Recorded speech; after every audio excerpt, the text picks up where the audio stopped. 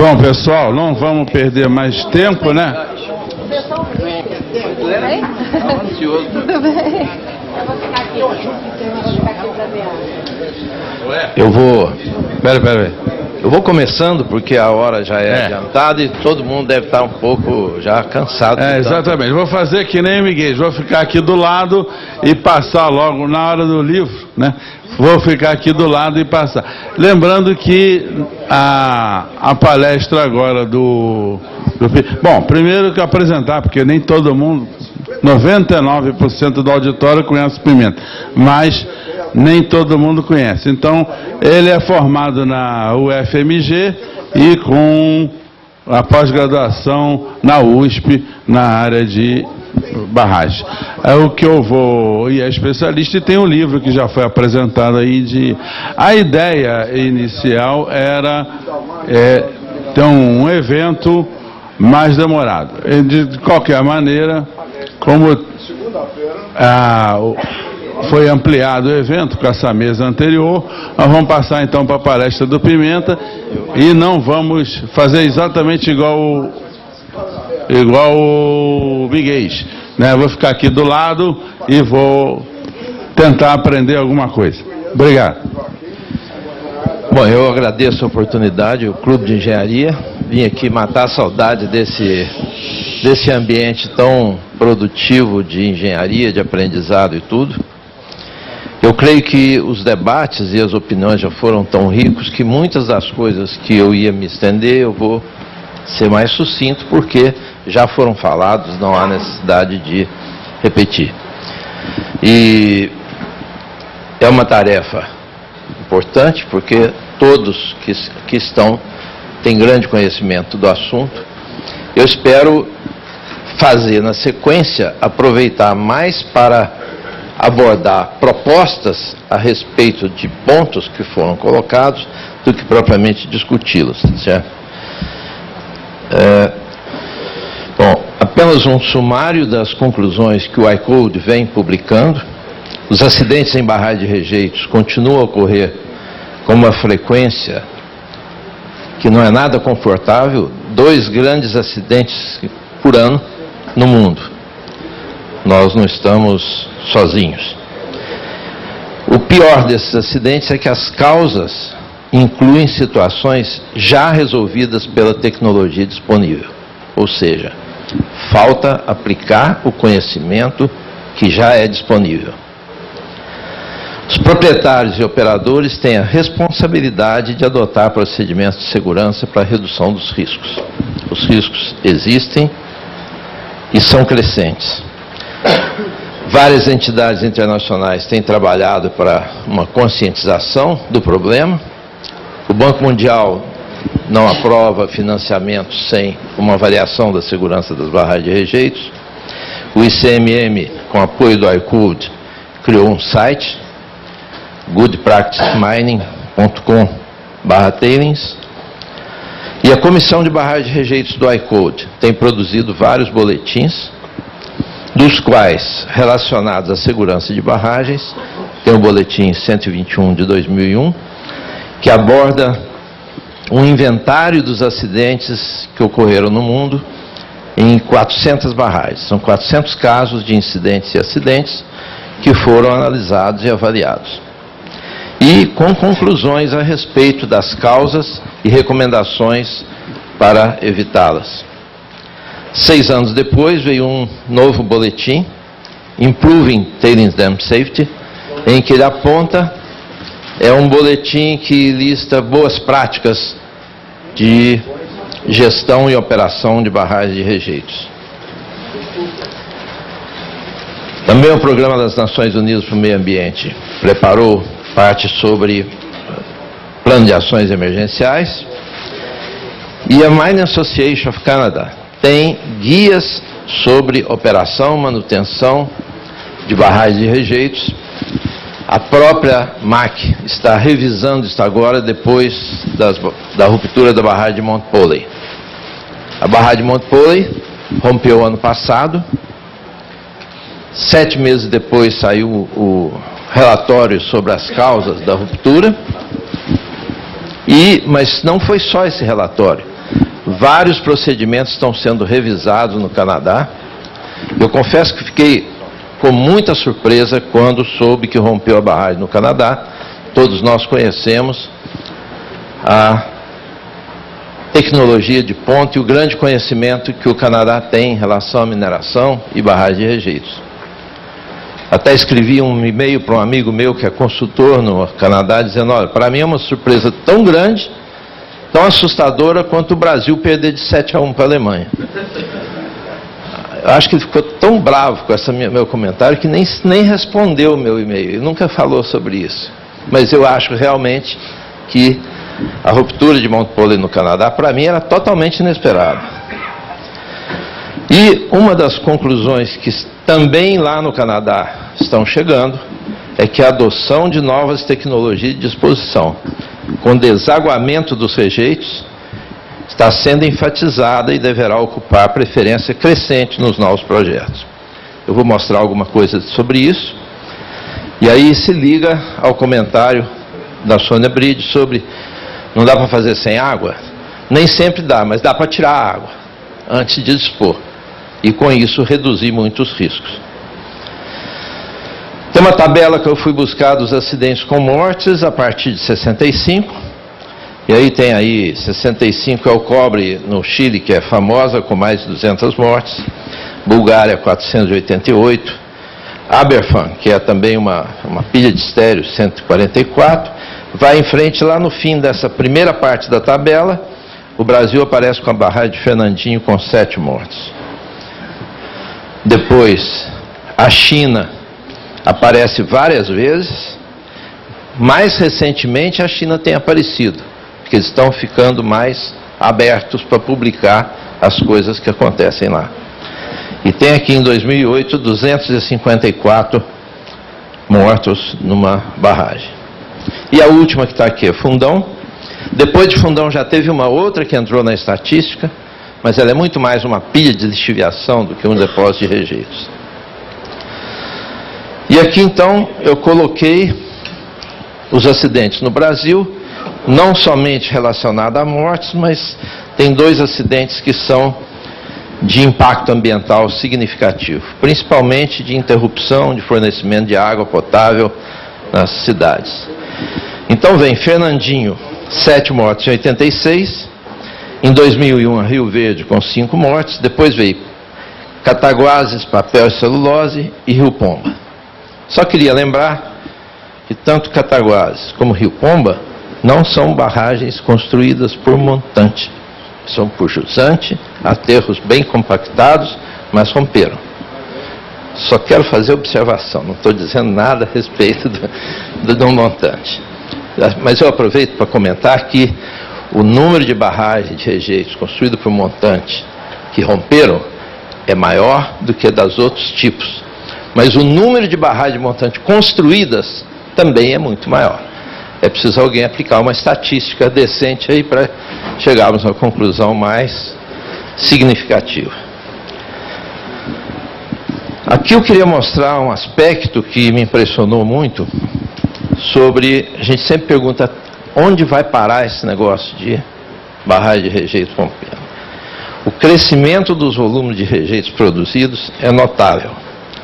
Em consequência, o aumento da altura das barragens, o que é maior probabilidade de ruptura, e o aumento do volume do reservatório, maior potencial de dano. O Andrew Robertson fez um estudo e aproximou os números e notou que desde 1900 a capacidade máxima diária de produção de rejeitos nas minas era em torno de 100 toneladas por dia. 30 anos depois, 1.000 toneladas por dia, mais 30 anos, 10 mil, 100 mil. Hoje, nas Oil Sands do Canadá, produz 670 mil toneladas por dia, com previsão de chegar a 1 milhão de toneladas por dia em 2030. O que fazer com tanto rejeito? Tem que arrumar reservatórios imensos. E como os vales também são limitados, a altura das barragens também sobe, cresce. Então a quantidade de rejeitos tem aumentado 10 vezes a cada 30 anos. E as barragens têm aumentado, dobrado de altura também a cada 30 anos. Isso significa, como o risco é probabilidade versus consequência, probabilidade está sendo multiplicada por 2, tende a ser multiplicada por 2, a consequência tende a ser multiplicada por 10, há uma tendência de aumento dos riscos de 20 vezes a cada 30 anos. O que fazer com isto? O que a gente sente quando pensa nisso? Eu costumo ver o risco como um dragão que vem me pegar, né? Então está aí a figura, 20 vezes a cada 30 anos. Nós não podemos provocar esse dragão, nós temos que ter uma solução de reduzir riscos. Duas são soluções que eu queria abordar aqui. A primeira, melhorar a gestão dos riscos. A segunda, utilizar tecnologias de menor risco. A melhoria da gestão dos riscos está muito bem abordada naquele boletim do ICODE de 2007, Improving Tailings Dam Safety. Tem desde treinamento dos diretores da empresa de mineração, dos engenheiros gerentes, dos supervisores, etc. Está muito bem abordado lá. Eu coloquei de volta essa tabela para falar sobre a gestão dos riscos, porque logo que rompe uma barragem, nós pensamos na gestão, pensamos logo numa nova lei, né? Em 86, quando rompeu o Fernandinho, houve uma comoção enorme, todo mundo dizendo, não tem lei nenhuma, não tem regulamento nenhum, precisa ter alguma coisa. Discutiu-se, passou. Aí veio o Rio Verde em 2001, estava exatamente como antes, não tinha regulamentação e tal. Todo mundo, então, pediu mais regulamentação, e foi feito. As primeiras regulamentações feitas em Minas Gerais, lá no Copan, foram feitas em cima da ruptura de Rio Verde, e nós aproveitamos todas as recomendações do boletim 121 do ICODE sobre as lições aprendidas com as rupturas. 2003, 2006 e 2007, houveram outras regulamentações aprimorando aquelas, mas teve uma que piorou ao invés de melhorar. Eu só vou mencionar porque a Sônia colocou uma questão que só tinha uma declaração de 3 páginas e o laudo fica na empresa e ele entrega quando quiser. Quando veio a primeira regulamentação, obrigou-se a ter um laudo de auditoria independente. No primeiro ano que todos cumpriram a regra, foi um entupimento de laudo na FEAM, que tinha que ler tudo, que eles descobriram que não tinha jeito, tinha que ter mais gente. Como não conseguiram ter mais gente, saiu uma solução engenhosa do seguinte, não, a gente pede uma declaração de estabilidade, que é o resumo do laudo. Não precisa nem mandar o laudo, que nós não temos onde guardar. Fica lá. Se a gente precisar, a gente vai lá e pede. É isso que aconteceu, por isso que é desse jeito. Eu sou totalmente revoltado com essa atitude, porque nós temos que solucionar os problemas dando soluções razoáveis, e não ajeitamentos. Bom, depois veio então aqui Herculano e Fundão, já dentro da nova lei federal de segurança de barragens. Voltando à questão da melhoria de gestão de riscos, eu só coloquei aqui os pontos principais que são abordados lá no boletim do ICODE, que é o treinamento das equipes, utilização de planejamento para evitar emergências e soluções de risco, melhoria da qualidade dos projetos, da construção, da operação e aplicação de técnicas de gestão de risco. Não posso deixar de mencionar que, para mim, de tudo isso que existe na legislação e na regulamentação, os pontos menos satisfatórios são a fiscalização e a auditoria independente. Fiscalização, a Sônia mencionou muito, já foi falado, não existem equipes para fiscalizar. Das 300 e tantas barragens que a Sônia mencionou em Minas Gerais, tem mais outras 300 que não são de rejeitos, mas são de águas e são de mineração também. A mineração em Minas Gerais tem 700 barragens. E você conta nos dedos da mão quantos técnicos tem para fiscalizar. E a auditoria independente, ela foi pensada com base em uma auditoria, com um protocolo de auditoria, com uma lista de verificação que o auditor é obrigado a preencher e responder, abordando desde o conhecimento e entendimento das características dos materiais de fundação da barragem, do aterro, da instrumentação, da performance, está bem, não está bem, tudo isso. Quem faz avaliação de segurança de barragem sabe que uma auditoria independente não pode ser representada por 2 páginas de papel em que o cara diz: atesto que está estável e assina embaixo. Por coincidência, as últimas barragens que romperam, que eu fui chamado a fazer laudo de pericial, todas tinham um laudo de auditoria dizendo que eram estáveis. Mas aí você vai entrar dentro do laudo, você vê que o auditor não entrou dentro da barragem para saber se ela estava bem. Tem que ter um protocolo de auditoria, isso tem que ser seguido, senão não é nada.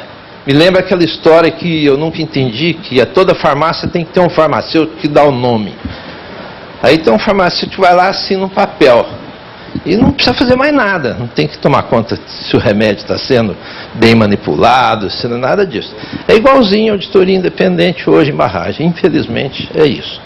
Eu queria aproveitar para falar disto, porque é importante na gestão dos riscos. A nossa gestão de riscos não é bem feita.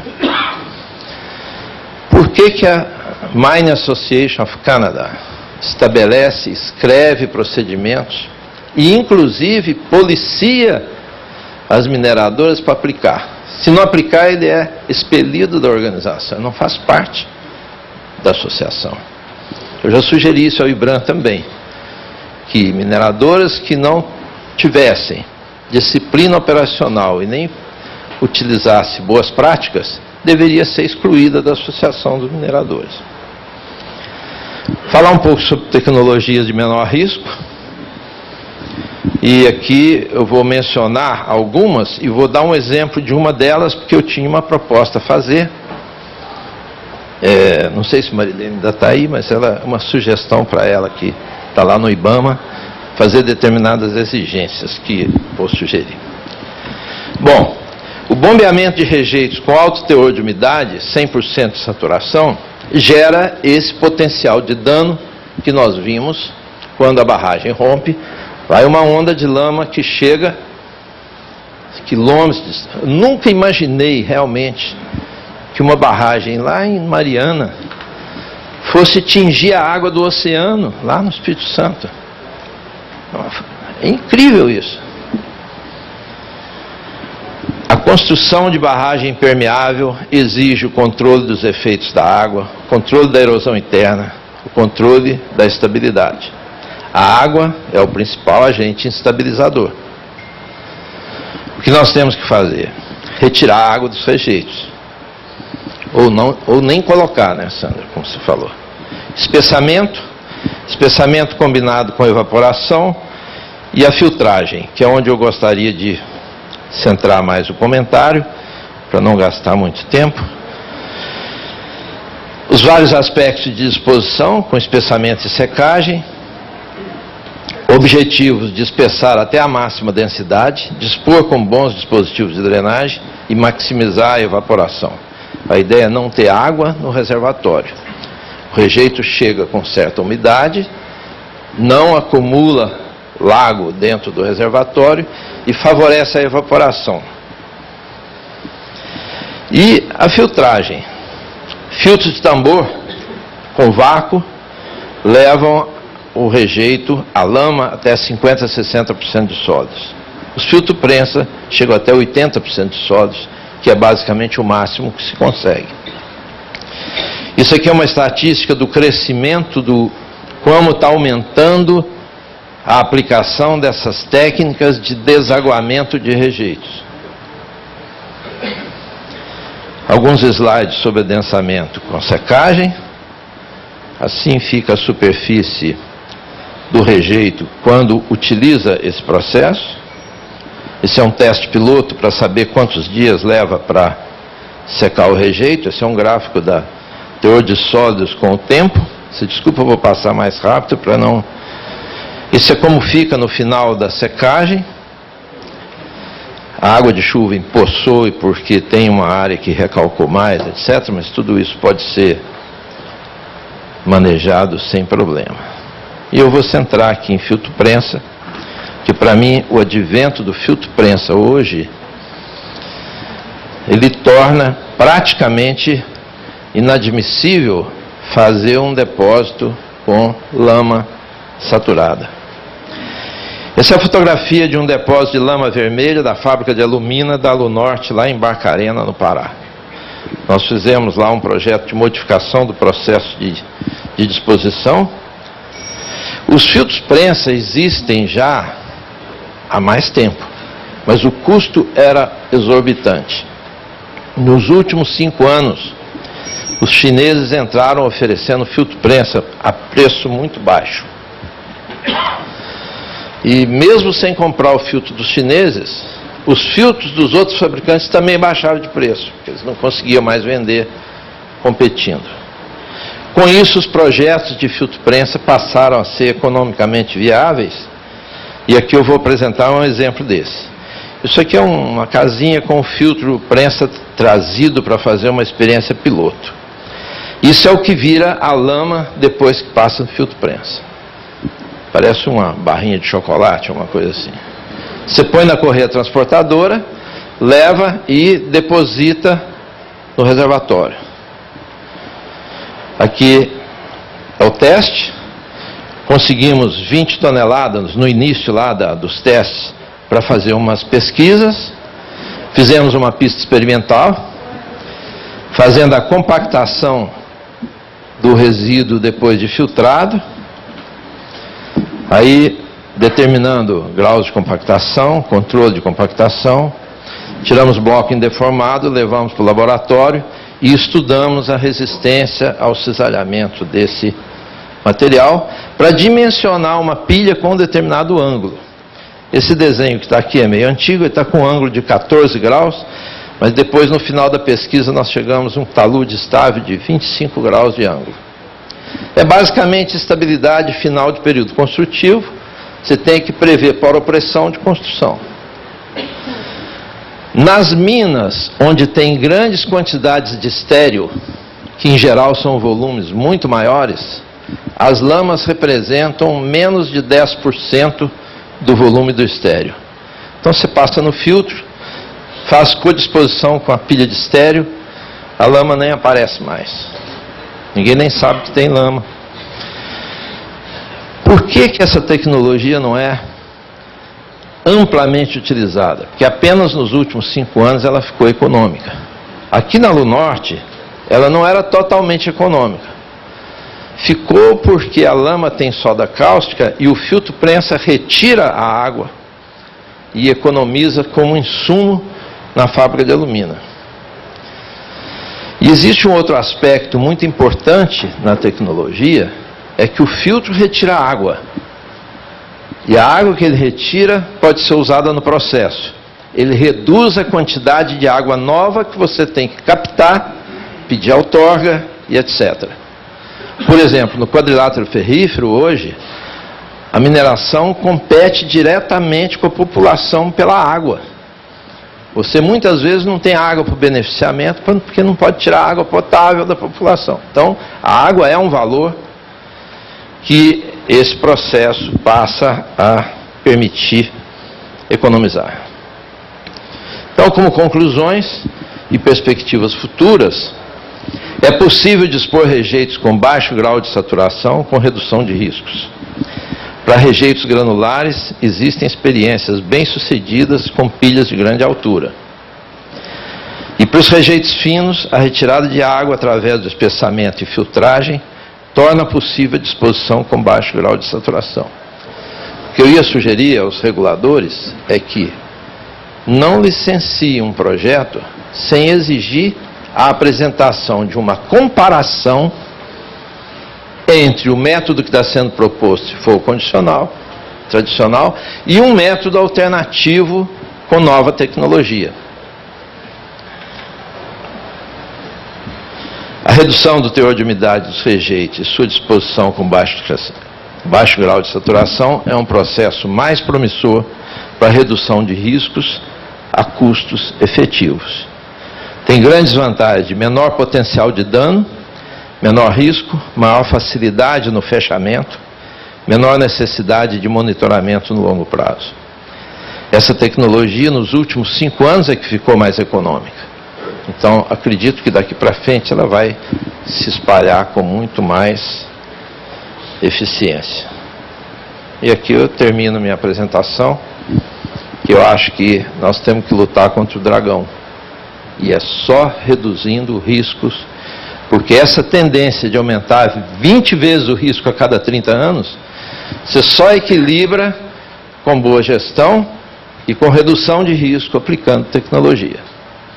Desculpe se eu fui muito apressado para apresentar, mas eu acho que depois de tanto debate tão interessante, eu acho que muita coisa que eu ia falar não precisava falar mais. Só tenho que agradecer o Miguel, né, que além de um gentleman, ele é um grande amigo meu. Toda vez que vai falar de mim, ele me promove, assim, eu fico bem envaidecido. Muito obrigado, Miguel.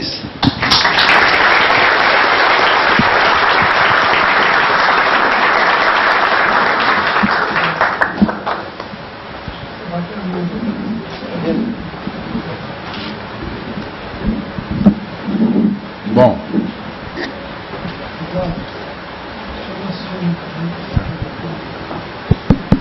pronto. Sônia Brite, peço para você ocupar aqui também a mesa. Primeiro eu quero agradecer não só aos painelistas da mesa anterior, mas principalmente aqui ao Pimenta, que fez essa palestra, que aconteceu mais ou menos da seguinte maneira: nós entramos em contato com ele e alguns aqui da plateia, o Magela e outros aí, inclusive o Sayão falou que tem gente aí de alguns estados, inclusive de Goiânia. Recebi alguns e-mails aí, pessoal até, vamos dizer, cobrando a presença aqui do Pimenta aqui e elogiando a atuação dele nessa área. Bom, eu vou passar para a parte de perguntas, mas eu quero lembrar o seguinte: quem fizer, é melhor fazer por escrito, né, Sayão? Mas alguns, quem for falar no microfone tem que se identificar, porque está sendo gravado e transmitido aí pela Web TV. Eu tenho uma primeira pergunta aqui. Filtro prensa na área de rejeitos, né? Pelo que eu entendi, é uma coisa recente, né? Queria perguntar qual na época, quer dizer, nós já usamos filtro prensa há muito tempo, desde a década de 70, em estações de tratamento de esgoto, inclusive aqui do lado, aqui na Penha. Mas o problema principal, vamos dizer que é o principal, um dos problemas sérios é o gasto com energia elétrica, no caso de utilização dos filtros prensa. Lá em Paris também a estação maior estação de tratamento de esgoto da Europa é com filtro prensa, para destino final que é sempre o maior problema de rejeito, inclusive do esgoto, é o filtro prensa. Mas no caso aí eu ia perguntar exatamente isso. O gasto com energia elétrica não inviabiliza economicamente alguns casos de mineração? A conta é feita pegando o horizonte de planejamento, digamos 20 anos, e você coloca o investimento e o custo operacional ano a ano, põe tudo a valor presente e compara os dois. Mas existe uma dificuldade nessa comparação, que é colocar a vantagem econômica, por exemplo, do benefício ambiental. O depósito com filtro prensa, ele não tem recalques de longo prazo que dificultam o fechamento. Você vai construindo a pilha e vai fechando, fechamento progressivo. Quando chega no final, a pilha está pronta, já revegetou, implantou a drenagem, o fechamento está pronto. No caso de rejeitos com contaminantes, como o filtro prensa tira quase toda a água, fica 80% de sólidos, o depósito tem muito menor risco de percolação de contaminantes descendo para chegar no subsolo.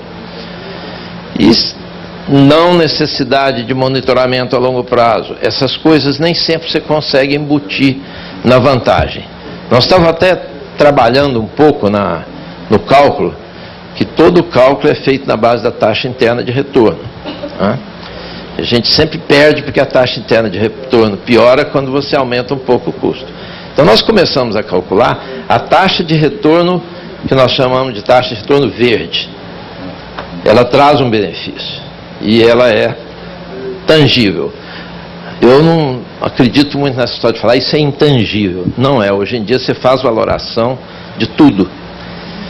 Se for fazer a valoração dos danos de uma ruptura de barragem, você hoje consegue valorar até o dano a uma reserva ecológica que você tem maneiras de estimar isso, e isso é feito.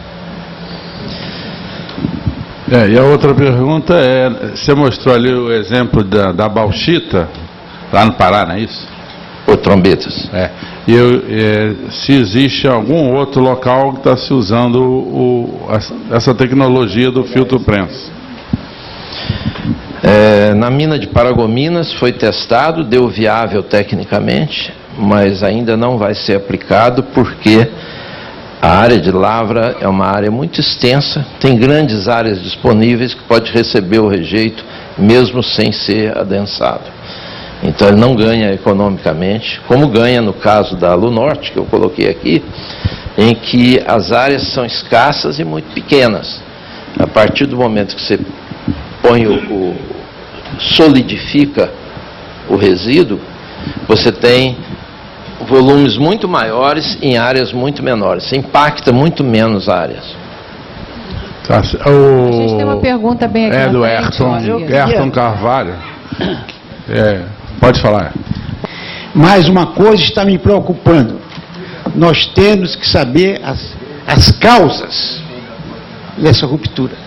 As causas dessas rupturas só podem ser identificadas se for constituída uma comissão para analisar, evidentemente, uma comissão de peritos, de preferência uma comissão a nível internacional, para analisar esse problema e trazer a contribuição que nós necessitamos para esse grande número de barragens que nós temos. Então, em nenhum momento, evidentemente, por um motivo até mesmo muito lógico, todos os colegas que aqui falaram, evidentemente, não tinham condições de abordar as causas dessa ruptura. Então, o que eu quero é que fique registrado que nessa reunião, o Clube de Engenharia solicita a providência de ser constituída uma comissão, preferencialmente a nível internacional, para analisar as consequências, as causas que provocaram a ruptura dessa barragem.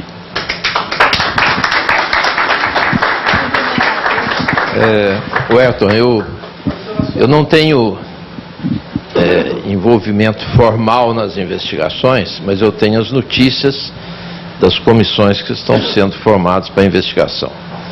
Tanto a BHP, como a Vale, como a Samarco estão trabalhando nesse sentido, estão escolhendo as pessoas.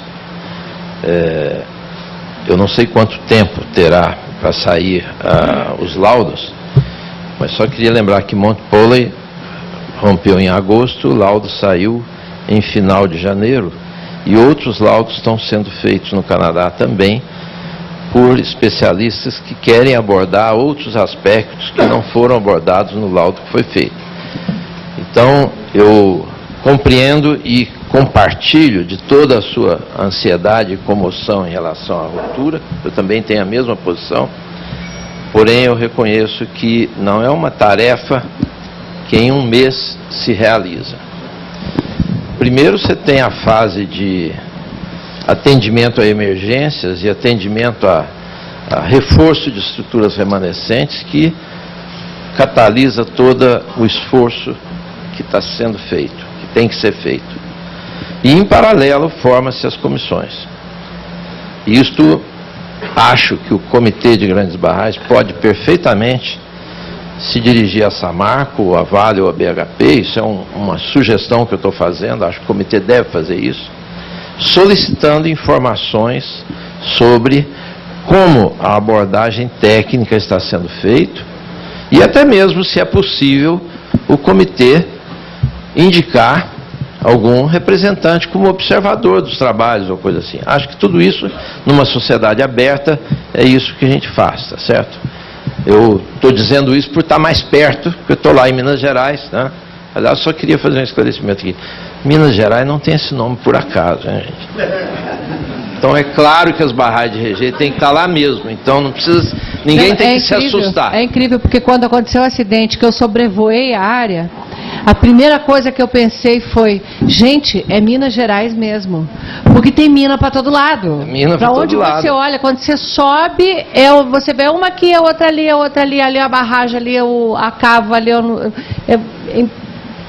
Eu vou dar uma de Flávio Miguel e contar por que é assim. Porque na Idade do Ouro, o ouro de Minas Gerais, de Mariana, foi descoberto antes da corrida do ouro da Califórnia e da África do Sul. Já tinha mina de ouro. E todo mundo foi buscar ouro. Todo mundo queria achar seu pedacinho para tirar o ouro de lá. E nessa busca de ouro, encontraram bauxita, níquel, mais não sei o quê, e onde ia achando ia abrindo uma mina. Aí passou a chamar Minas Gerais. Temos aqui uma... Não desanima. Não desanima. Complementando o Ayrton, quero dizer que nós da BMS entendemos exatamente da mesma forma e a diretoria publicou um editorial no site, quem quiser veja lá, bms.com.br, em que conclamamos a sociedade para esse caminho de concentrarmos esforços numa comissão, em vez de sair criando comissão para todo lado, que vai só ter discussão para todo lado. Eu tenho notícia de que há pelo menos 8 comissões sendo constituídas e já começando a trabalhar para estudar esses assuntos. E aí, com a sua posição, agora nós já temos o Clube de Engenharia, a BMS, eu acredito que o CBDB também vai entrar, a academia, na posição de conclamar por um painel único, multifuncional, internacional, sem dúvida, independente, para resolver isso. Está no nosso editorial. Obrigado. Obrigada. Eu tenho aqui uma pergunta do José Eduardo. Você quer fazer alguma coisa? Eu só queria comentar que isto, para ser efetivo, ele tem que partir de quem tem força e autoridade para obrigar os dados a serem fornecidos para essa comissão. Porque se for uma comissão que tem que chegar e pedir licença, desista, não vai ter nada. Essa resposta diz muita coisa. José Eduardo de Oliveira pergunta o seguinte, ele é da Petrobras. Haverá sempre o risco de liquefação, mesmo depois do descomissionamento? A liquefação ocorre se houver saturação. Portanto, depende da boa drenagem ou da má drenagem, tá certo? Uhum. Posso pedir para o Dr. Willi comentar isso?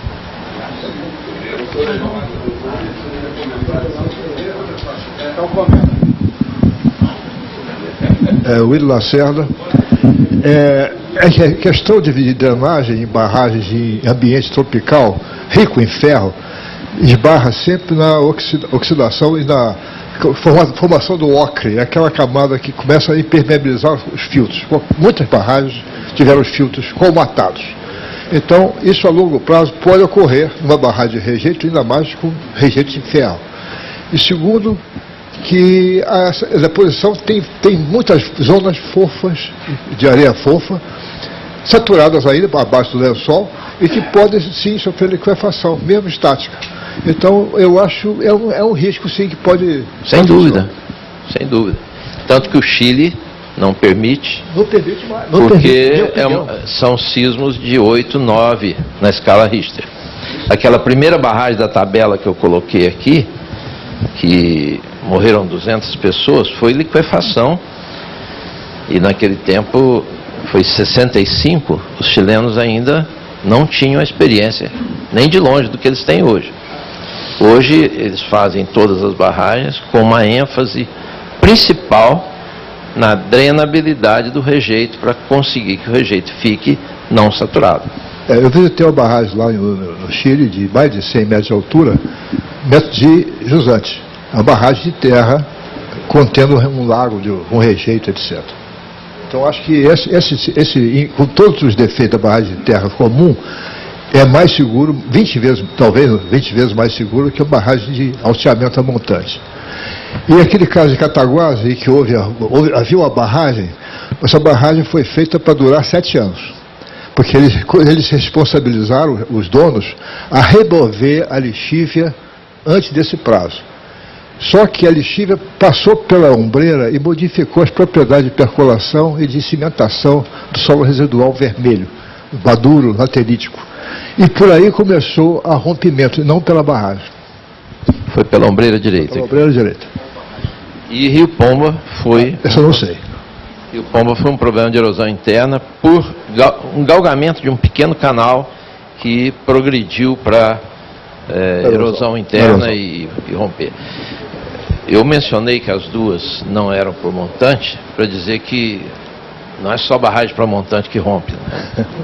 Mas há outras causas. Agora está tudo bem porque nós fizemos por jusante. Aí vem uma e rompe. Né? Não sim, é assim. Não foi sim, só que não foi a barragem que rompeu, foi a ombreira que rompeu e arrastou a barragem. A ombreira é parte da barragem, né, do professor William. Tá bom. Tem aqui uma pergunta do professor Alberto Saião. Comente sobre a instrumentação recomendada para barragem de rejeito. O que foi instalado em Germano após o acidente? Eu não sei responder essa pergunta. Eu até aproveito para fazer uma explicação. Eu fui o projetista da barragem de Fundão até 2012. Em 2012, o meu contrato terminou, foi feita uma concorrência e eu perdi a concorrência porque o meu preço era mais alto. Então, outro projetista entrou, a barragem saiu de 45 metros de altura, quando rompeu estava com 90, portanto não era mais a minha estrutura, eu tenho tranquilidade de dizer isso, e o projeto foi significativamente alterado em relação ao projeto que eu fiz. Então, desde 2012, que eu não tenho informações para poder responder essas perguntas, mas eu aproveitei para fazer um comercial meu aqui, porque me pesa sobre a minha cabeça alguns olhares desconfiados. Deixa eu fazer uma pergunta. A empresa que estava fazendo o alteamento é a mesma empresa que fez o laudo de segurança da barragem? Olha, eu sei a empresa que fez o laudo de segurança, mas não sei quem fez o alteamento, porque a Samarco não revelou isso. Né? Eu não sei essa informação, Sônia. Embora tenha muita curiosidade de saber, mas eu não consegui a informação.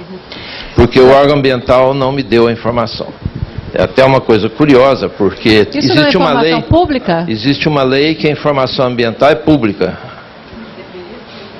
Você tem que entrar pela lei de acesso à informação, tem um prazo para responder, se o assunto for reservado, se dá o direito de não responder, essas coisas que existem no Brasil. Tem aqui uma pergunta de Paulo Viana, da LTEC.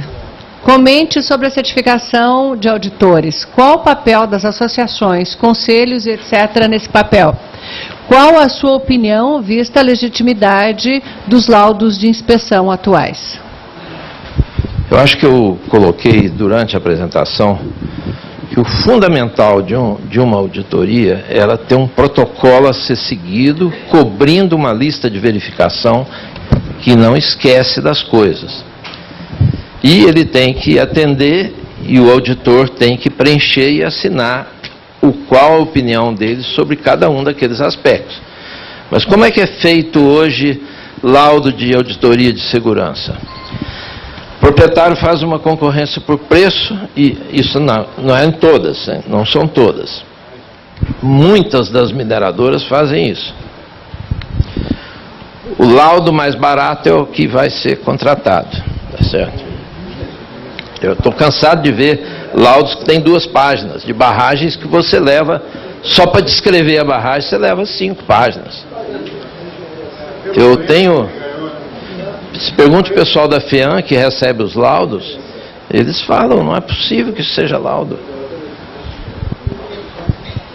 Tem uma pergunta do Luiz Gustavo Fortes Vesting, da Neo Energia.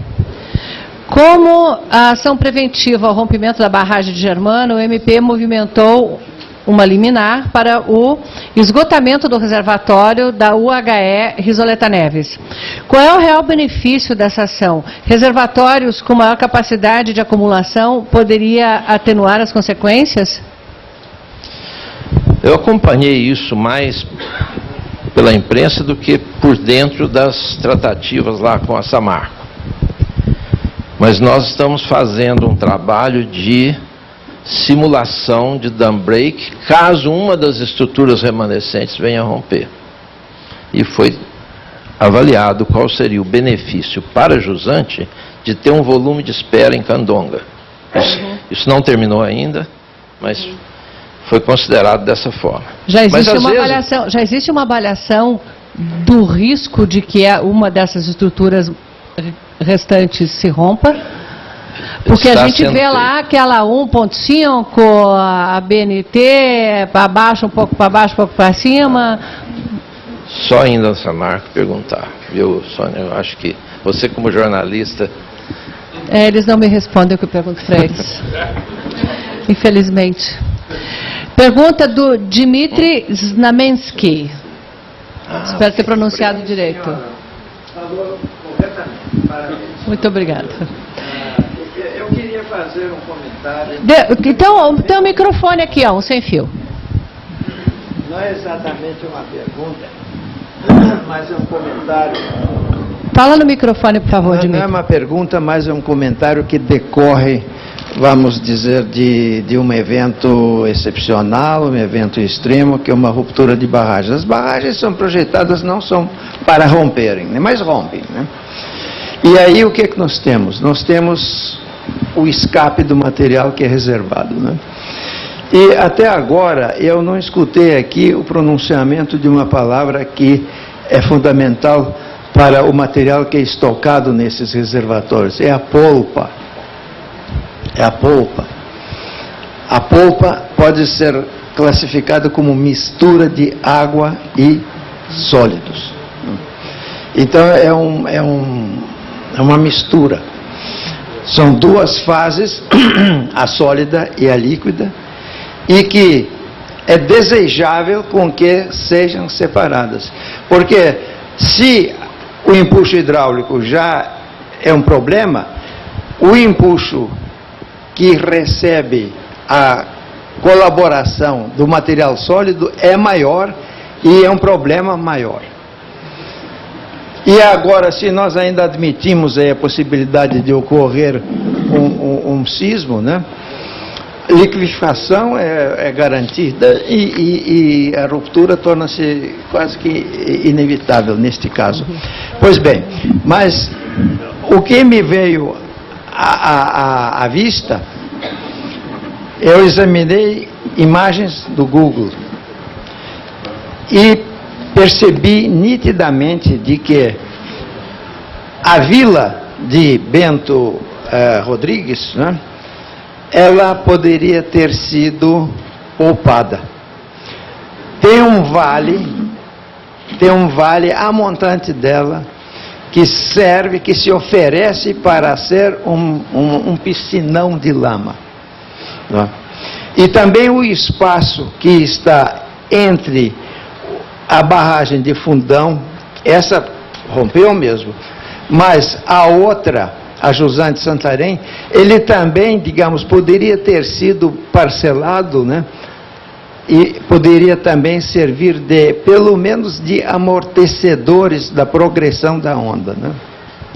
Agora, a água que foi expulsa da barragem de Jusante, bom, essa foi para o rio, essa atingiu o rio, essa escoou até o oceano, e naturalmente esse problema aqui vai levar algum tempo para se recuperar. A natureza mesmo vai se recuperar. Eu já estou terminando.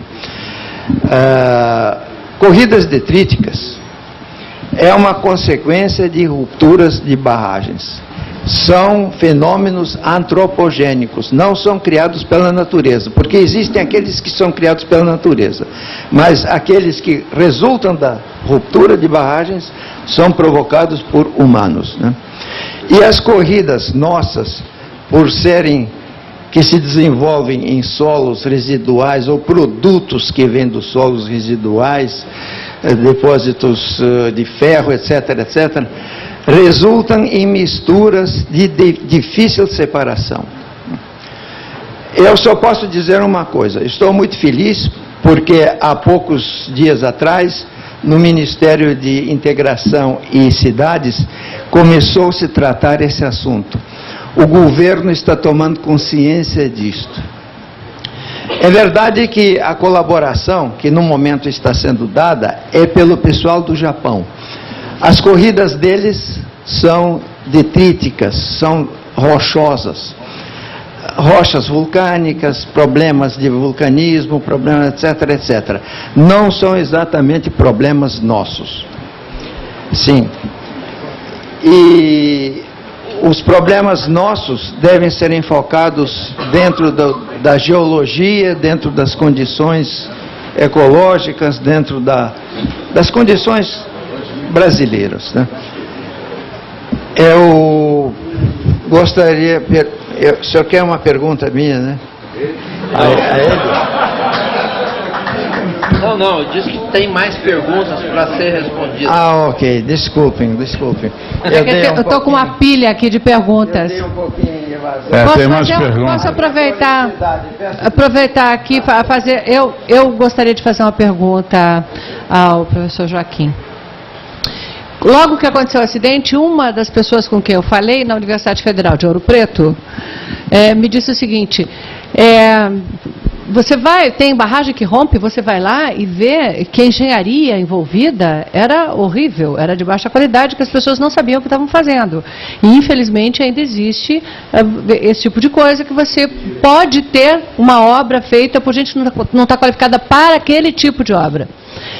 Que Samarco era o contrário, que lá na Samarco tem uma equipe técnica muito qualificada, muito boa, muito reconhecida. Aí a pergunta que eu faço é: até que ponto a autoconfiança, a confiança que quando atinge um nível grande demais a gente pode chamar também de arrogância, pode estar envolvida num processo desses? Eu vou emendar outra pergunta que fica duas numa só. Exatamente, porque como eu sou oriundo da área eu sou oriundo da área de hidrologia, de Herta, mas eu estou dizendo da área de ensino, como o Herta, como o Miguel aqui.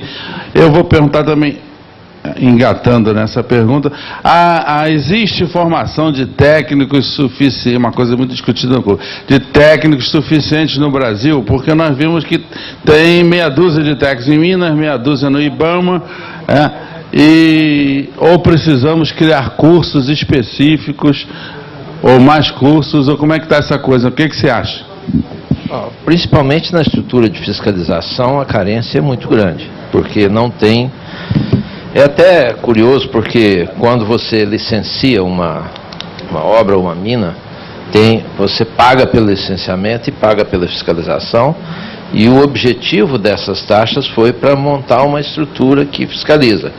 Só que o Estado tem um caixa único que arrecada tudo, e depois, para sair do caixa, a gente não sabe como é que sai. Então é o primeiro problema, quando você fala, por que não fiscaliza mais? Isso é um problema de governança da administração pública do Brasil, que é sofrível, a gente sabe disso. No caso das empresas proprietárias, elas têm que formar pessoas e têm que contratar. O mercado hoje está até vendedor, está cheio de bons profissionais aí, muitos sem emprego, quer dizer, não é a escassez de pessoas. Agora, quanto à questão da possível arrogância, eu não sei dizer se na Samarco existiu isso ou não. Eu posso, até 2012 eu estava lá, podia dar alguma ideia, mas não. Sempre foi exigido, e a forma com que eram conduzidos os projetos tinha um review board independente para o qual periodicamente as soluções eram colocadas sob julgamento. Ao que me consta, esse review board continuou lá. Então, é meio difícil identificar que a causa seja essa ou aquela. Eu não quis expandir muito na apresentação a parte da gestão, mas só queria mencionar que nós escrevemos para o IBRAM 3 cursos que são de e-learning. Você entra na internet e faz o curso. O primeiro deles, que é para diretores de empresas de mineração, nós demos uma ênfase muito grande à conscientização do dono da empresa ou do diretor da empresa, que ele tem que ter, assumir compromisso com a segurança da barragem. Ninguém consegue fazer uma segurança de barragem se não tiver um compromisso do topo da organização com aquilo. Você quer fazer uma sondagem, instalar um piezômetro, mas não tem recurso, não tem verba, não tem orçamento, você não faz. E, principalmente, para mostrar a importância da segurança da barragem no negócio dele. Isso até nem precisa falar mais. Você rompeu a barragem, cai o valor das ações, o valor de mercado da empresa cai, os prejuízos são imensos. Quer dizer, a questão de segurança de barragem é muito evidente para um diretor de uma empresa de mineração não dar importância a ela. Por que muitas vezes não dá? Eu não sei explicar. Eu vejo coisas que fico estarrecido em diretores de empresas de mineração. Ô Pimenta, em relação a isso, o fato de rejeito ser rejeito e o lucro ser o principal objetivo da empresa, e os diretores estão preocupados com as ações, como você falou aí, não faz com que a parte técnica nas barragens de resíduos seja prejudicada, ou seja, acompanhamento, monitoramento e a operação. O rejeito é a parte recusada do minério, ele não tem valor. Mas tratar mal o rejeito tem muito valor, a gente sabe disso. Tem um preço bem alto que a gente está vendo agora, né? E olha, agora nós estamos hoje com toda essa comoção, porque o impacto da barragem que rompeu foi muito grande, mas ninguém falou da Herculano, que faz um ano que rompeu. Morreram 3 pessoas, foram 3 vidas perdidas. O impacto ambiental foi muito pequeno, porque tinha uma barragem dentro da área da mineradora que reteve toda a lama que desceu da ruptura. Mas olha a lição que a mineradora teve. Ela produzia 2 milhões de toneladas por ano de minério de ferro. Ela ficou 18 meses sem operar. Faz a conta. 1 ano e meio, 2 milhões, 3 milhões de toneladas, mesmo com o precinho ruim do minério que está aí, é mais de 150 milhões de dólares. Então, não vale a pena menosprezar a barragem. Isso é uma burrice, uma falta de visão do empresário. Agora, eu citei o Mining Association of Canada, que eu considero um ambiente extremamente amadurecido de governança. As próprias mineradoras que têm uma associação que investem em procedimentos e fiscalizam umas às outras. Porque quando uma barragem rompe, prejudica o setor como um todo. Todo mundo vai. Quem que vai licenciar uma barragem de lama nos próximos 6 meses? Alguém vai conseguir? Eu duvido. Quem vai assinar o laudo? Quem isso, vai isso até acha, se faz a concorrência por preço ainda sai bem baratinho. Quem vai assinar a licença ambiental? Aí é que não assina. Bom, deixa eu passar para as outras perguntas então aqui. Alberto Weinen, geotécnico. E se tratando do alívio de povopressões, é isso? Poropressões, isso. Poropressões. Quais são os dispositivos existentes na barragem de Fundão relativo ao seu projeto? Enquanto o senhor esteve lá. A barragem ela é totalmente drenada, tem um tapete drenante que drena toda a água. Ele é monitorado com medidores de poropressão e com medidores de vazão nos drenos. Até onde eu acompanhei, esse tapete sempre foi eficiente e o monitoramento também. O que é importante mencionar na barragem para montante é que ela é uma barragem essencialmente drenada. Quem fizer barragem para montante com material de baixa permeabilidade vai se dar mal, não tem dúvida nenhuma. Não é adequado. Mas então proíbe as barragens para montante? Foi falado aqui hoje. Equivale a dizer o seguinte: vamos proibir dar licença de carteira de motorista porque o número de atropelamentos está aumentando demais. Porque se o camarada não fizer as coisas direito, não tem jeito. Então, você vai fazer uma barragem para montante com solo de baixa permeabilidade, não tem um geotécnico que faz essa bobagem. Agora, tem muitas barragens que não são feitas por geotécnicos. Tem muitas barragens que são feitas pelo engenheiro de lavra, que usa o equipamento de lavra para fazer barragem. E muitas barragens são operadas pelo engenheiro de Minas que está lavrando e nas horas vagas vai ver a barragem. E aí os conselhos de engenharia não teriam que fiscalizar isso? Aqui que conhecem isso, hein? Os conselhos de engenharia não teriam como regular isso também? É como dizer para o cardiologista: vem cá, você não pode operar câncer porque você é cardiologista. Não, mas ele tem o CREA e o CREA dá habilidade para ele. Tá certo? O médico está autorizado a operar qualquer coisa, só que ele não sai operando qualquer coisa, né? Mas o engenheiro que não é geotécnico sai fazendo geotecnia e faz barragem para montante com solo que não drena e a barragem rompe. Isso é a verdade. Se for olhar das 700 barragens que tem em Minas Gerais, das quais 300 e tantas são de rejeitos, tem uma grande maioria de barragens que nem engenharia teve. Eu vi que provocou uma discussão grande aí essa questão. Eu acho que aí eu até pergunto. Aí toca no corporativismo um pouquinho. Aí eu pergunto aí, o CONF e o CREA, como é que fica nisso aí? Eu não sei. Bom.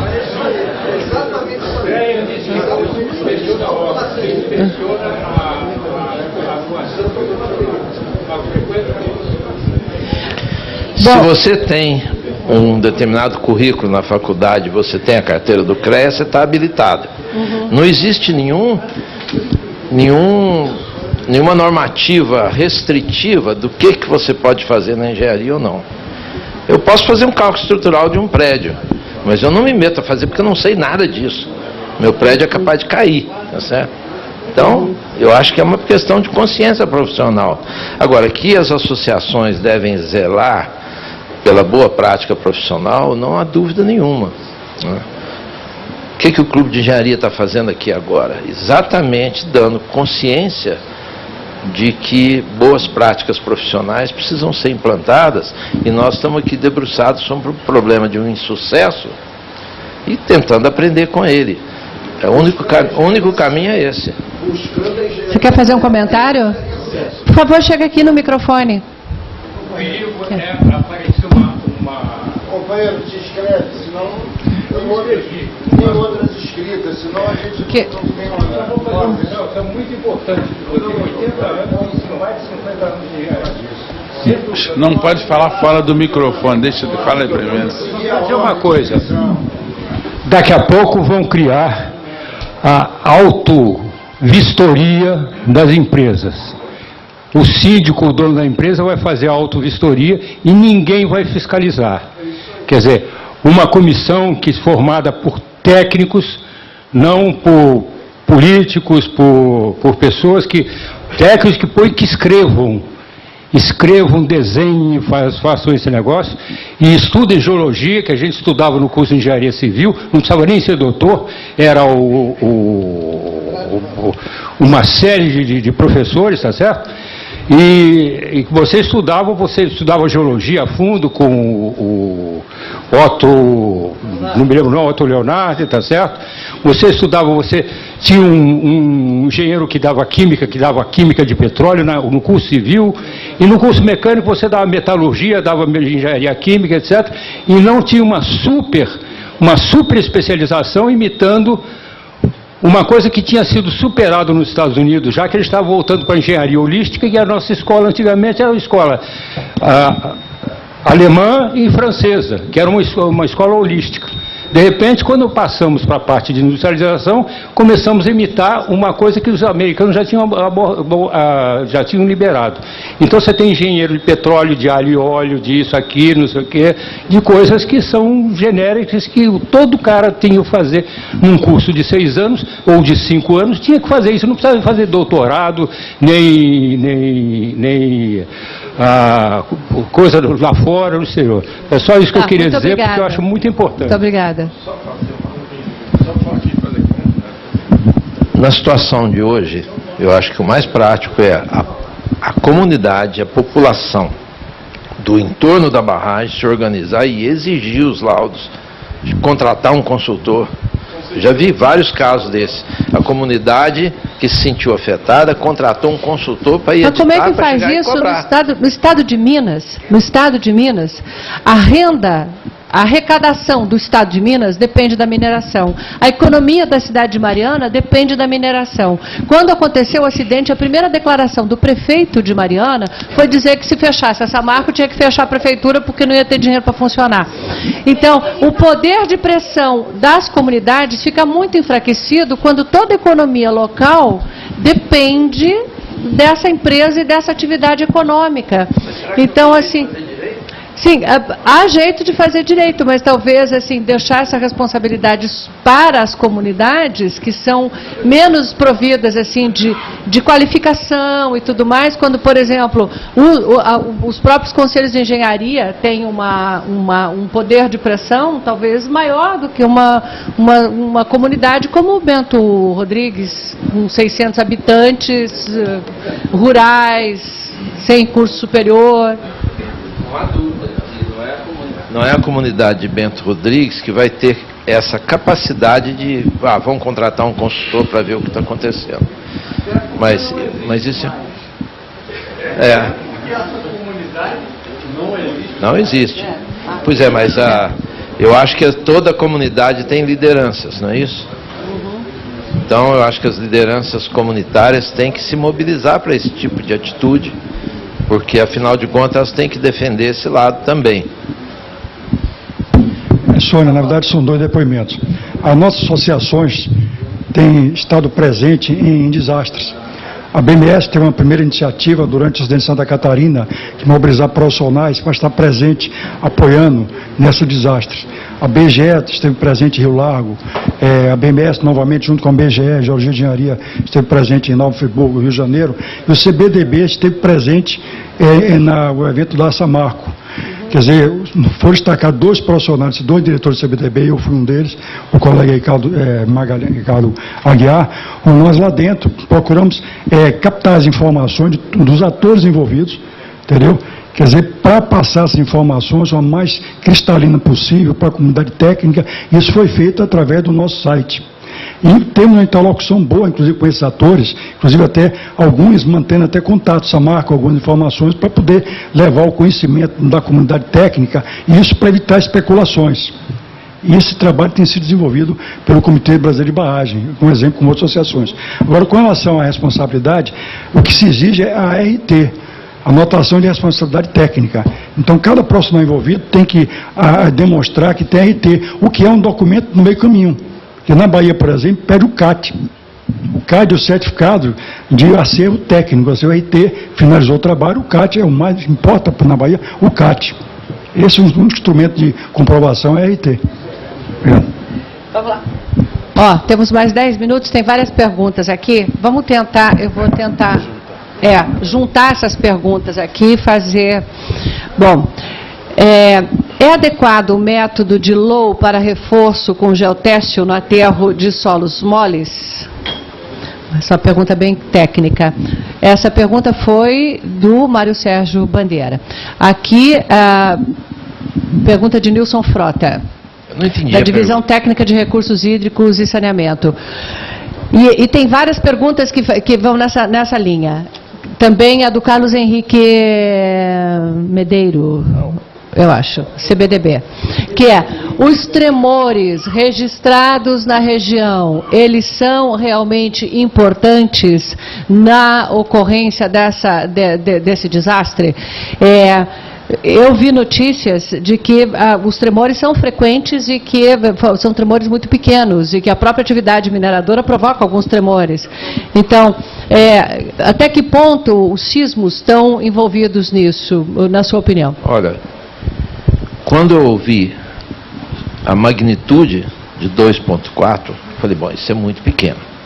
Mas eu entrei em contato com o pessoal da sismológico da USP, que eu tenho um conhecido lá, que eu troquei informações. Na época eu estava estudando a ruptura da Herculano. A ruptura da Herculano, houve um momento em que tentou-se explicar pela ocorrência de sismos. Mas depois desistiu, porque nem sismo houve no dia da ruptura. Mas, por conta disso, eu tive a oportunidade de conhecer o pessoal do Centro Sismológico da USP, e então eu enviei um e-mail e eles passaram a me fornecer informações sobre isso.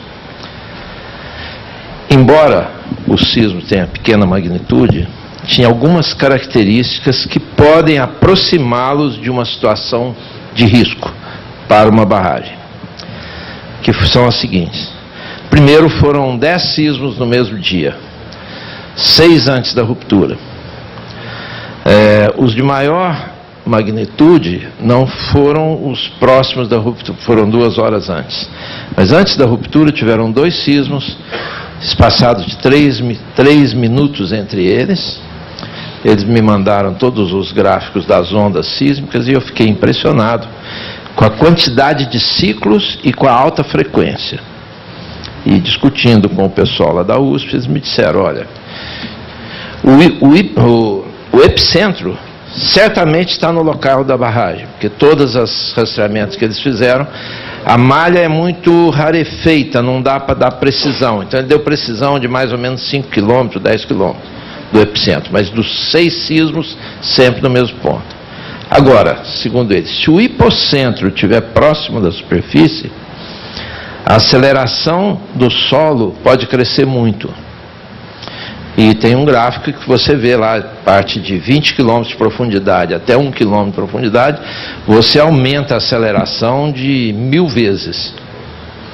Então, se ocorreu um sismo com o hipocentro próximo da superfície, pode ter sido uma solicitação dinâmica severa. Uma barragem pré-montante rompe com isso? Se o controle da água estiver bem feito, não rompe. Porque areia sem água não liquefaz. Isso aí a gente sabe. Então, o que aconteceu lá dentro da barragem? É preciso saber que posição estava o nível d'água, o que marcava os piezômetros, que compacidade estava a areia, o dique que estava apoiado em cima de rejeitos, como é que estava o nível d'água lá dentro. E saber se aquele sismo pode ter sido a gota d'água que detonou um gatilho, como... Ou seja, o sismo sozinho... Poderia não ser. Porém, o que eu queria dizer é, primeiro, o sismo não foi tão fraco quanto a magnitude disso. Se você olhar as ondas, você vai ver que pode ter sido uma solicitação severa. Mas eles só deflagram um processo que já vem acontecendo. Se você tiver uma areia que não está saturada, mas está quase saturada, o sismo pode aumentar a poropressão. E ciclos seguidos, ao invés de aumentar e dissipar, quando vai dissipar, vem outro.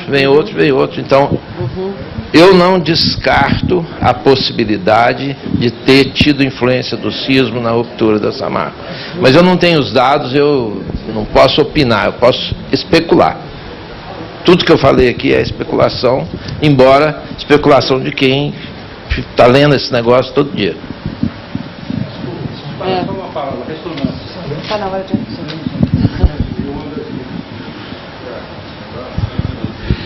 o sismo pode ter sido induzido pela própria barragem? No caso lá não foi. O espectro e as estatísticas mostraram que os sismos já existiam.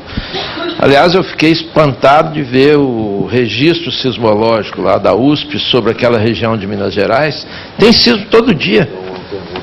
A atividade mineradora pode ser um deflagrador? Não. Chegar num ponto, Não, a ponto detonação crítico? gera, mas a propagação é muito curta. Você não... Barragem vizinha, pode ser. Pode ser. Não.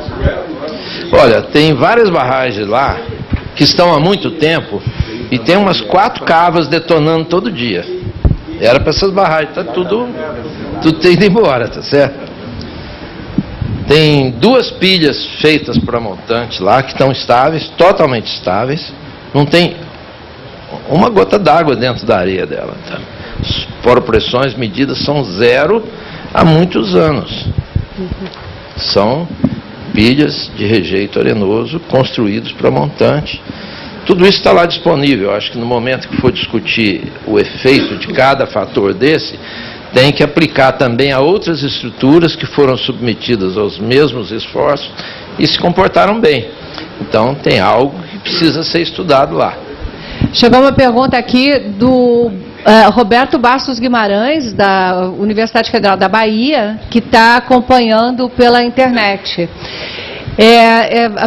Ele diz, eu vou ler a íntegra. Fala-se em segurança de barragens, mas e a segurança da população? Sabemos que há 2 barragens. Aí ele diz, um dique é uma barragem, no caso de Germano, que ainda correm risco de romper. Os reforços somente ficarão prontos em mais de 60 dias. Por que o plano de contingência não está sendo divulgado? Vai se esperar ele encerrar para então entregar à Defesa Civil? E se romper antes? Por que não é chamada a Defesa Civil para trabalhar junto com os que estão elaborando o plano para já ir investigando soluções? Foi dado um exemplo de que a ruptura de Mariana poderia ter um desvio da lama para um vale. Volto à pergunta, por que não está havendo uma preparação para minimização de possíveis danos? Isso é urgente, pois tudo indica que o risco não acabou. Eu acho que só a Samarco pode responder essas perguntas. Quem sabe a gente encaminha. Pergunta... Eu acho que sim, é o caso de... Do mesmo jeito que eu estava sugerindo ao Ayrton que o Comitê Brasileiro faça o contato e tente integrar com a Samarco no acompanhamento das investigações, eu acho que o Clube de Engenharia pode encaminhar essas perguntas todas para a direção da Samarco. Eu suponho que eles devam ter o maior interesse em receber isso e responder. Porque ele tem um site que todo dia é alimentado, você entra no site da Samarco e tem notícias sobre a ruptura, sobre as ações emergenciais, o pessoal que está desabrigado, tudo isso é diariamente renovado, as notícias, eu entro lá para saber. E um envio formal do Clube de Engenharia provavelmente vai ser recebido diferente. Eu acho que com a autoridade de uma entidade que é respeitada no Brasil todo. Pergunta de Paulo Pena de Moraes, VBP Engenharia. Parece oportuno considerar, na revisão do Código de Mineração, que está em curso no momento, a redução na caução que está sendo considerada para o fechamento das minas. No caso do minerador, utilizar nova tecnologia de deságue do rejeito apresentado pelo Joaquim. Isso daria um incentivo à adoção dessa prática? Isso é mais um comentário do que uma pergunta, né? O IBRAM já cogitou de classificar as empresas de mineração segundo a qualidade da governança de segurança de barragens que ele tem, de modo a ter um selo de conformidade, por exemplo. Isso acontece efetivamente nos prêmios de seguro. Vou contar rapidinho um caso. Eu estava uma vez inspecionando barragem em Porto Trombetas, me pediram para prestar informações a uma seguradora que estava lá inspecionando, porque estava na época de renovar a pólice de seguro. Aí o técnico da seguradora me perguntou como que era controlada a barragem. Eu falei, não, tem aqui, tem os piezômetros, são lidos semanalmente, todo mês faz um relatório, analisa, etc. Então, fiz lá uma exposição para ele. Passado algum tempo, o funcionário da mineração me ligou dizendo que, como a barragem ficava muito próximo de toda a instalação de beneficiamento e todo o potencial dano muito valioso, a informação de que a barragem tinha um bom controle e uma boa avaliação reduziu em $70 mil o preço do seguro por ano. Aí eu perguntei, você sabe quanto custaram os piezômetros para colocar? $30 mil. Então você imagina que mitigar um risco é tão barato, né? Você pega o dinheiro de volta. É mais ou menos o espírito que o Paulo Moraes está colocando aí, que se você utilizar um processo que reduz risco, certamente a pólice de seguro vai ficar mais barata. Saiu uma publicação de uma informação, inclusive, de que a Bradesco Seguros, que segurava a barragem do Fundão, no ano passado não quis renovar com a Samarco, que contratou seguro com outra empresa. Não sei, não fui eu pessoalmente checar essa informação, mas foi publicada num jornal de circulação nacional. Pergunta do Júlio César Bizarreta Ortega. Qual foi a estrutura da barragem até 2012? Pode explicar as estruturas e tipos de drenos e filtros utilizados e os sistemas de monitoramento do bom funcionamento das mesmas?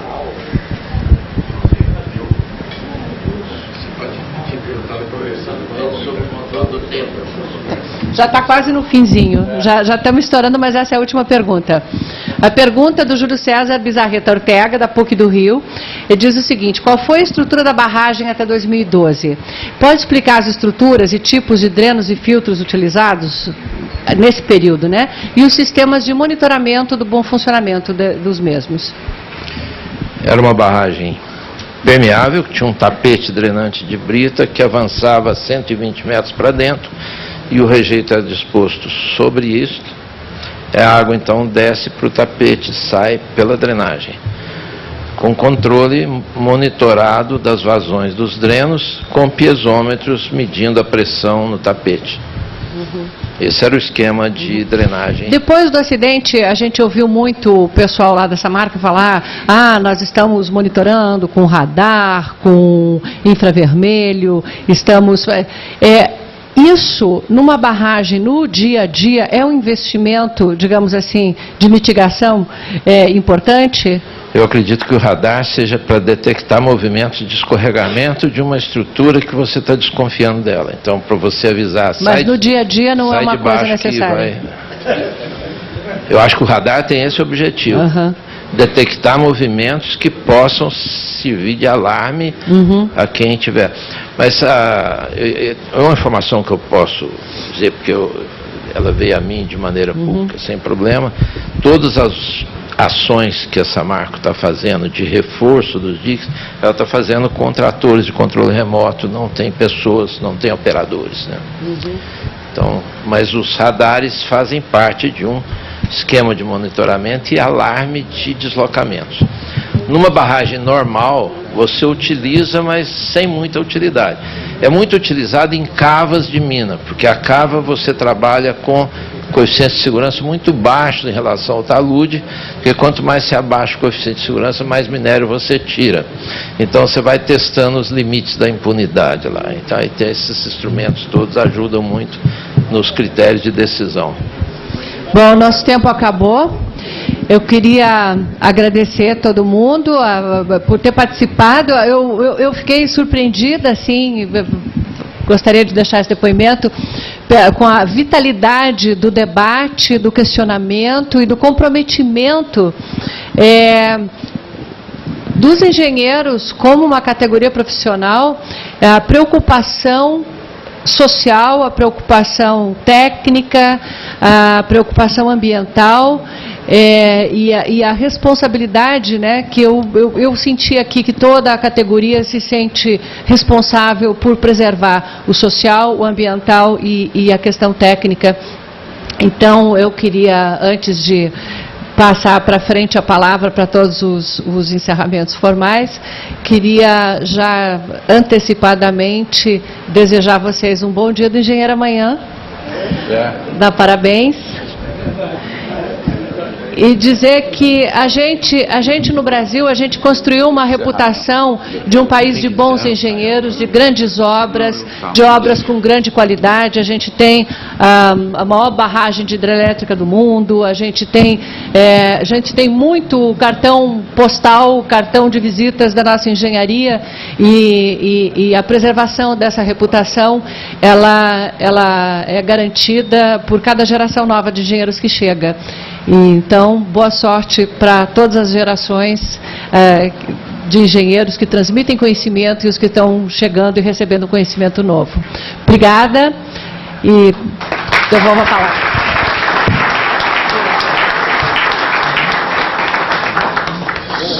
Só falando mais uma vez mais, porque o pessoal aqui já conhece, mas vou passar aqui os certificados, mas lembrar as pessoas, né? Tem gente aqui que não é engenheiro, que o Clube de Engenharia tem essa preocupação há mais de um século. Quer dizer, o Clube de Engenharia já completou quantos anos, Francis? 135 anos, né? E essa preocupação já existe desde a fundação lá com Conrado Niemeyer. Isso aí é fácil de ver, tem livro aí da história do Clube de Engenharia. Bom, vou passar para a Sônia, as mulheres primeiro, né? Para a Sônia Bride, o certificado da participação. Muito obrigada. O Joaquim Pimenta, que está aqui do meu lado. O Francis. Eu fiquei sem certificado, mas tá bom. O Sérgio Jacques de Moraes. Pega aqui, o Sérgio. E Carlos Henrique, obrigado por ter vindo da Bahia. Pimenta de ter vindo de Belo Horizonte. Obrigado, né? Prazer, uma honra. E veio da Bahia. E o Flávio Miguel, que foi meu professor, e de vez em quando a gente troca figurinha. E o Alberto Saião, o último, mas não menos importante, né, Saião? Bom, agradeço a presença de todos e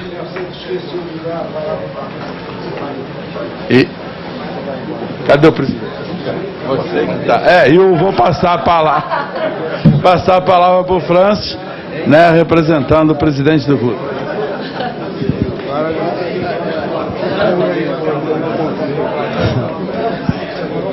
Agora atenção, os que quiserem ouvir aqui, encarregou o presidente do Clube de Engenharia de representá-lo aqui na nossa reunião, embora meu mandato já tenha terminado, né, 6 anos de mandato, terminou em setembro. Com licença, companheiro, um minutinho, só que eu tenho uma mensagem aqui final. Eu queria, para encerrar essa solenidade, em primeiro lugar, agradecer às entidades que colaboraram quando eu convidei para uma reunião aqui no Clube de Engenharia, o Comitê Brasileiro de Barragens, a BMS, a Academia Nacional de Engenharia, dentre outras, por terem conosco organizado esse evento e convidado os companheiros para participar. Queria também agradecer aos senhores que não só compareceram às 16 horas, como continuam aqui comparecendo, e queria, para finalizar, repetir uma coisa que eu venho falando durante anos e que tem sido divulgada pela imprensa nacional.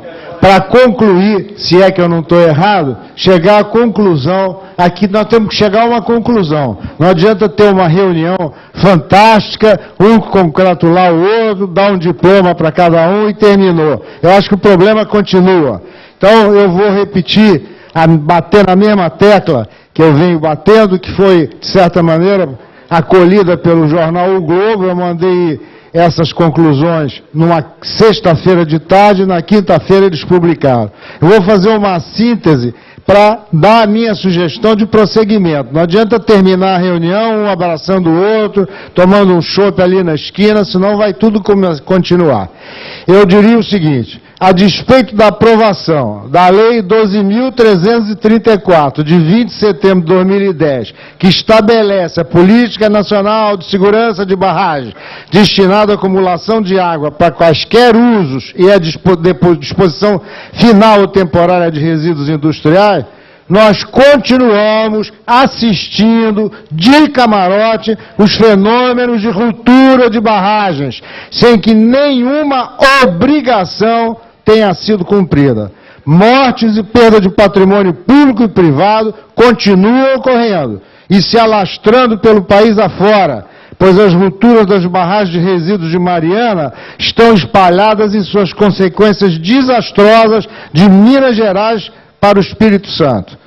Apesar da Lei 12.334 criar um Sistema Nacional de Informações sobre Segurança de Barragens e alterar a redação de artigos de duas outras leis, na prática, eu diria, tudo continua como dantes no mar de Abrantes. É inacreditável, mas é verdade. Segundo ponto que eu quero repetir aqui, se os senhores me permitirem.